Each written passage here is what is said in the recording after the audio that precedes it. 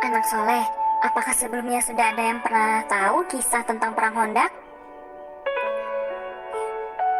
Perang ini disebut Perang Hondak atau Parit karena pada perang ini kaum muslimin membuat parit untuk mempertahankan dan menghadang musuh. Perang Hondak itu disebut juga Perang Azab yang artinya adalah golongan-golongan. Hal tersebut karena pasukan kafir terdiri dari berbagai golongan yang bergabung menjadi satu dengan pasukan kafir Quraisy. Perang Hondak itu terjadi pada bulan Syawal tahun kelima Hijriah.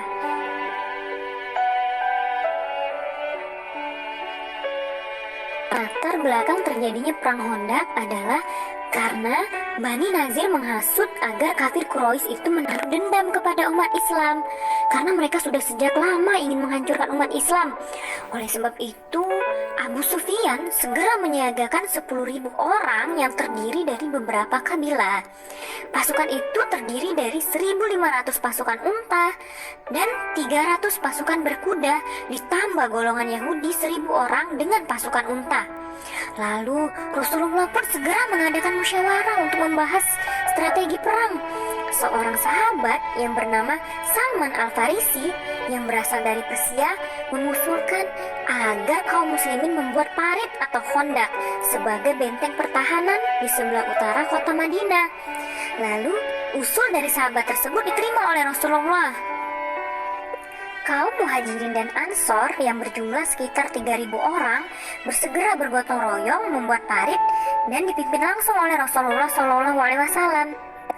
Dalam waktu yang telah direncanakan, terbentanglah parit di sebelah utara kota Madinah karena hanya dari arah utara inilah yang paling mudah untuk dimasuki musuh. Sementara itu, dari arah lain sangat sulit karena ada pegunungan, perumahan penduduk, dan juga perkebunan kurma. Dengan demikian, kota Madinah telah aman karena dikelilingi benteng yang sulit ditembus musuh. Rasulullah SAW menjadikan Bukit Sila sebagai benteng belakang dan parit sebagai benteng depan. Bendera pasukan Islam dibawa oleh Zaid bin Harits dari golongan Muhajirin dan Sa'ad bin Ubadah dari golongan Ansor. Pasukan umat Islam pun segera disiagakan. Tidak kurang dari 3.000 tentara muslim siap untuk menahan serangan kaum kafir Quraisy. Ketika pasukan kafir Quraisy mulai memasuki Madinah untuk melakukan penyerangan, mereka terkejut menyaksikan kota Madinah yang telah dikelilingi parit. Nah, beberapa orang dari mereka mencoba menerobos parit, tapi gagal.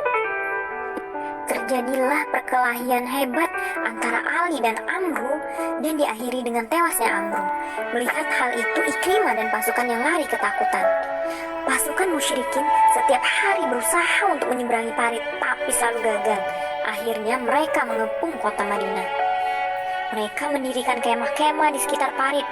Pengepungan itu berlangsung hampir sebulan selamanya. Pengepungan itu berlangsung hampir 1 bulan lamanya. Sementara itu, Nu'aim bin Mas'ud memohon izin kepada Rasulullah untuk membuat taktik memecah belah musuh. Sehingga timbullah perpecahan antara Bani Quraizo dan kafir Quraisy karena mereka saling tidak percaya. Kemudian Allah Subhanahu wa Ta'ala menurunkan malapetaka kepada kaum kafir Quraisy. Tiba-tiba bertiup angin kencang dan hujan yang sangat deras serta udara yang sangat dingin. Akibatnya, pertahanan kaum musyrikin itu porak-poranda dan mereka lari meninggalkan kota Madinah tanpa membawa hasil.